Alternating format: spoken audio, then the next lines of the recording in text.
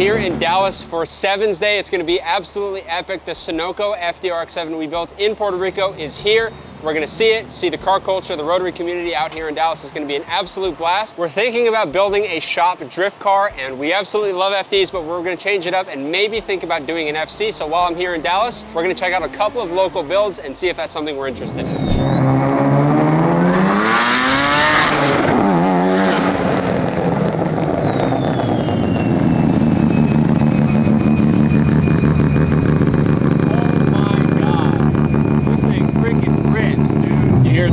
You hear it spool down, so freaking rowdy.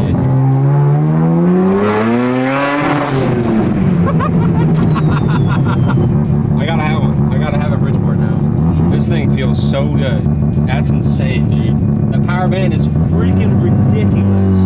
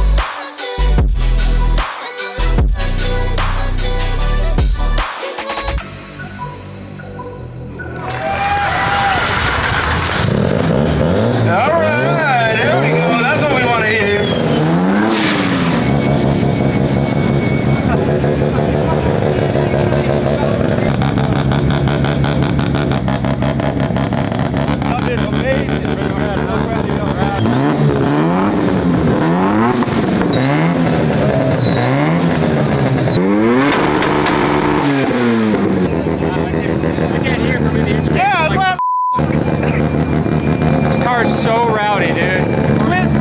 Quit after it was loud. Is that right? But I can't hear what's going on. So I don't know if it's popping or down. It's like, that's good. That's good. One more time.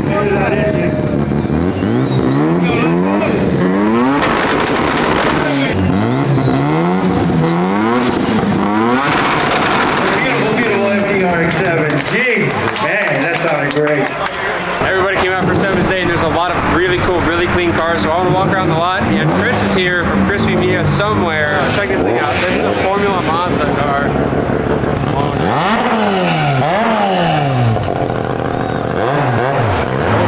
That's pretty sick. You see Gilberto's RX-7 up there, the red one? Yeah, so nice. When we shot that last year at the last Sevens Day down here in Dallas, that thing is so clean. There are a lot of really good like OEM plus builds. Oh yeah, which or the really paint like. on this guy in the corner, the green, whatever. Yeah, that is. absolutely insane. We usually bring the finger, but we forgot it, so all I have is the Sunoco flag. flag. The fender mirrors, all carbon with the Origin Labs front bumper on it. Little roof wing. I love roof wings. Yeah, this thing is super clean, dude. Carbon everywhere. Carbon hatch. Hydro, yeah, my boy, dude. I want to know what Quinn thinks about that car. Is that a 2002? Is this a 2002 with a rotary in it? Yes. So this build is a build I want to do. Really? I want to get my own 2002 and put a, I'll probably do a carbureted setup. Is this carbureted or is this turbo? No, it's NA. Beautiful one. I think it's called Montego Blue. I think that's what the color's called. Dude, it's cool. I could be wrong. Green/blue, and the paint's really clean. This is the color that Ricky's car is supposed to be. Really? Yeah, I think. It doesn't look like Ricky's car. Yeah, no, it doesn't. Yeah, his is. The rarest part on this car is the hat. No holes. No holes? No holes. I think it's the first one I've seen in a long time. FB? FB or SA? So what's an SA? SA is before the FB, but I don't know what the exact differences are. But this is sick. ITBs, fuel injection, it's set up, dude. Oh, this is the Pro J setup on it. That's like the gnarly boy manifold. Whoa. Carbureted, like square footprint. And then it's got injectors on the side. It's like there's so many different setups you can do. It's crazy to me how like all these are like the same car, but they're all totally different setup. That's part of what makes the rotary community kind of fun is everybody's doing different things all the time. Nobody's doing the same thing. So everybody just kind of comes up with their own stuff. Like this, the charge pipe's coming way over here and then it's going back. Yeah, that one's like going way across and then this one's kind of doing a whole different thing. Like the radiator's way down there. Ricky's V-mount on the intercooler, so his intercooler's like right here. Put the Sunoco flag on there. So that's an FD engine, so that's not even supposed to be in there. No. This is like original. This is how the FCs are supposed to be set up. I like this little pan in there. This is the turbo, yeah, so that's the intercooler. So that's what the hood scoop is for on these. There's a Quinn spec FD. What does that mean? Oh, super mega go busted. You just make it work. It's here, you know? It's better than my FD. Yeah. No FD. Yeah, mine was worse than that when I got it actually. Yours was all didn't have different colors, and I didn't have a bumper and fixed headlights that were trash. This one is super nice though. I love how many different front bumpers there are for these things. Like there's so many different styles. There's a bunch of horrible ones, but a lot of them are all sorted. And this car is awesome. So this is a super famous RX-7 because it won a ton of races. So it's really cool to see this thing here. So freaking rad. This thing is super clean, by the way. This car is almost immaculate. Of course, we got the AutoZam here. This is an AutoZam, right? Is that what this is?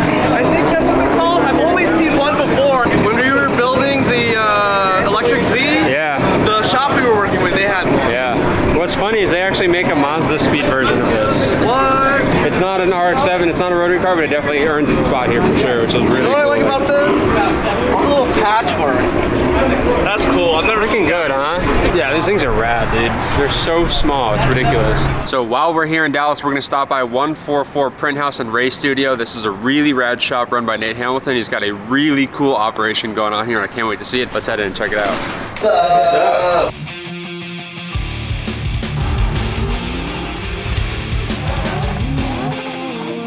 This is like our main lobby, right? Our mini Zoomies, if you will. But yeah, so I started this business in 2017. Like t-shirts is our bread and butter. Just printing, obviously like for the LZ camp, the Grid Life camp. Yeah, so you guys were doing like branded like Teachworks stuff. Teachworks. We got like manual screen printing, direct to garment, heat press applications, and fulfillment. Yeah, we got like Denofa stuff, Forsberg stuff, Grant Anderson stuff. We got Nappy Boy Automotive. They just launched their stuff with T-Pain. We could jump over to the racing side, which spins all the money. Boom. And here's the racing studio. Got the GR86, got a 240 that I've been in my entire career. That really launched my career, you know? We just finished tuning this thing and making this thing run proper, dude. It's Adrian, my mechanic. So you guys doing full builds in-house here? We did probably 50% of the fabrication out of the shop, and then we probably did 50% of the fabrication in the shop. So, like, how long do these engines last? Like, my first one lasted 3 minutes. No, just what I'm saying. We just basically service a few things on the engine in the last few years. okay, wow. Yeah, so this is a 3.4 liter stroker engine from Rad Industries. It's on a dry sump setup, and it's like a very tried and true package. And so I just bought that from Dan and said, yo dude, give me all your math. I think this made like 750s on 20 pounds of boost, Adrian? Something like that, was it? Yeah, it's like 19, but like full boost is like 27 pounds. These are meant to get just beat on for minutes at a time. Dude, so I'm actually struggling because I am not driving the engine hard enough. Sean Booth drove it and he beat the crap out of this thing. Yeah. And so now when I drive it, I'm like, man, I'm not hard enough on it. You know what I mean? Like these things love limiter. I'm excited till I get to know it more. I love all the dry sump. Yeah, like So dry this is sump like- stuff works well for drift cars, obviously, because like we have a lot of slosh and big angle. You gotta have a good angle kit, so we're on an FDF kit. And yeah, the interior is just super minimal. I kept some suede, check it out. Just kind of like try to keep an OEM look. So we got the OEM dash. Yeah, just like all darked out. Mickey would appreciate this. He loves keeping as much OEM and interior as he can in the car. Yeah, so this car we got from Toyota and it was actually a premium package GR86. That was the only options they had. Beautiful car. So I actually kept the engine. The rear end of that thing went right into my JZX90. Like we didn't even have to do anything. Just the diff went right in. And yeah, so we kept like the door cards and some of the little like creature comforts that reminded me of a brand new car. Yep, full quick change, drive shaft shop, axles, drive shaft carbon. So you're on a 4-speed? You're on a NASCAR Yep, dog on a GSR 4-speed. Yeah, I got the radiator all tucked away back here.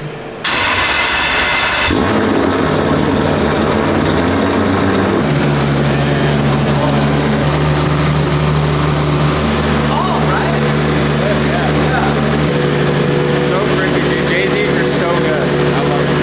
If I started this one, it would be the complete opposite.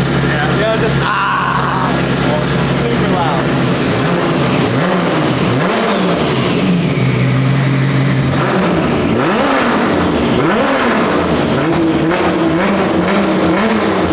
So in drifting, if I'm chasing somebody, my idle can drop low. Like if I'm on the handbrake and the foot brake and I'm waiting for you, the boys got me on a high idle button. You can come in and I could like take a lead run, and when I go to my chase run, I just hit this, I don't hang higher. So we have rain, medium, and high boost. Is that like anti-lag? Yes, I can go from like 5, 6, 700 horsepower. Now we run a 7 1/4 clutch. Okay. So we try to do the triple disc, smaller ones. Yeah. That way the rev is like as fast as possible. Yeah, so Ultra. this is the classes, dude. And actually this car never fails us, man. Yeah. Chris Forsberg in like 2012 helped me cage it. I have totaled this car more times than I can count.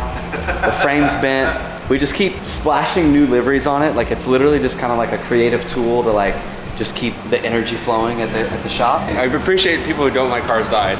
It runs a Golan engine, so it's like a little 13-to-1, all in a 600 horsepower tire shredder, dude. This thing just eats, man. Honestly, this car gave me a lot of freedom. I remember Golan called me when I was just screen printing. So in 2017, I started this business, and I decided to do 1 year off of drifting. So I was like, all right, I'm gonna step away from FD. I'll be right back though, you know, like, and I did a year. I didn't drift for a full year. And Golan Engine calls me and they're like, hey, we really want you back in drifting. We'll supply you with engines. And I was like, what?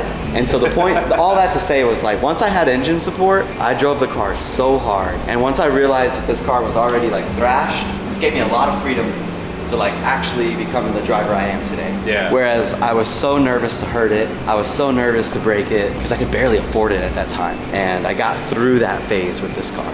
NA setup, tons of grounds, oil cooler. So these are like LS3 heads on an LSX bottom end. Okay. And then I think there's some sort of Dragon Slayer cam in these things. And yeah, this was like me and Golan Engine working together to say, hey, if you and your dad want to buy a package that's very simple and put it in a car, this is that. But look, dude, different colors, different welds, frames bent. No, it's character, man. Like this thing on an alignment rack, people are like, don't drift it. You know what I mean?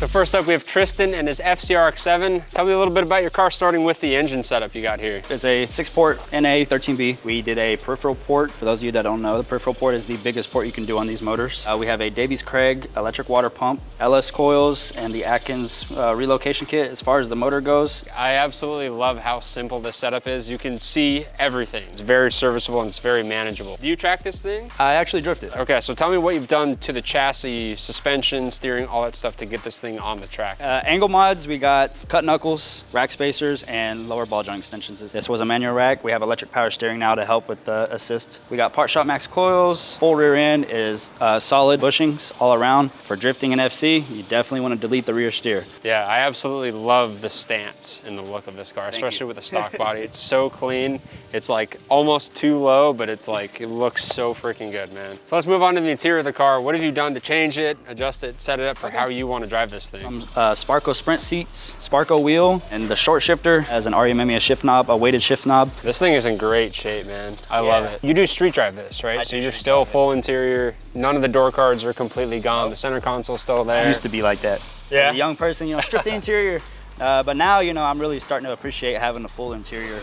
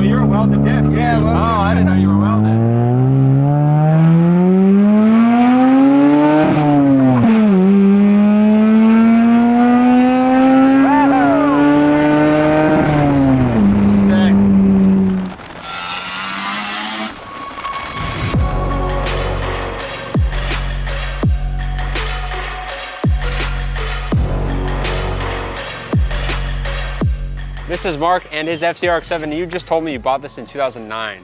So why don't you walk me through your engine setup a little bit here? There's a lot of stuff going on, and it doesn't look like an FC engine. This is not an FC engine. This is out of 3rd generation. This is the 13B REW. It's a 2-rotor. It has stock ports, has a BorgWarner EFR 8374 on it. ECU, which is a Haltech. I should be in the range of around 500 horsepower on E85. I love the kit of the car. It looks so rowdy going down, shooting flames, all this stuff. So what have you done to the suspension to get this beautiful stance on this? This car is currently set up for drifting. I have Part Shop Max front lower control arms, steering angle kit, as well as their competitive coilovers. I have Work CR Kais. All 4 corners are the same wheel. So what do you have for body kit? What's this kit setup? This consists of a lot of different things. Garage BB wing from Japan, and then I also have an REA rear diffuser. I have GP1 side skirts and an M Sports front bumper. The front fenders are 4 sights. So can we fire this thing up? I want to hear it.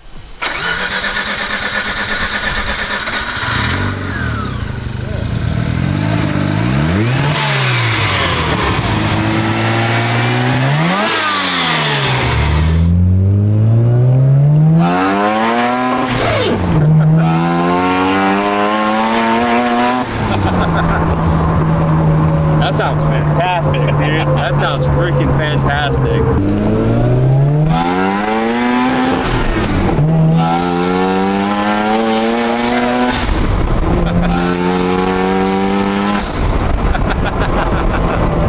I really want us to build an FC now. I freaking love these things. I wanted to build an FC for a long time. Now I think we might try and do it. I gotta talk with the boys back in the shop, but dude, I would love it.